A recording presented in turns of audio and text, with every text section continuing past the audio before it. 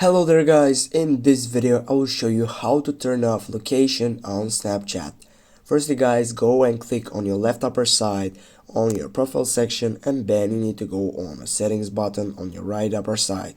Right after that you need to scroll down and looking for see my location on the who can section by selecting the fifth selection that says see my location. Click on it. Then as you can see on my first side I have a ghost mode where it says that when this is enabled your friends can see your location. You need to go on this tick and enable it. Now you need to choose a duration for 3 hours, 24 hours, or until turned off. I will go on the third selection.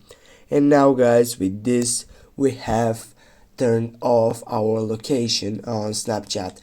Thanks guys for watching. Don't forget to hit that like and share the video. See you soon.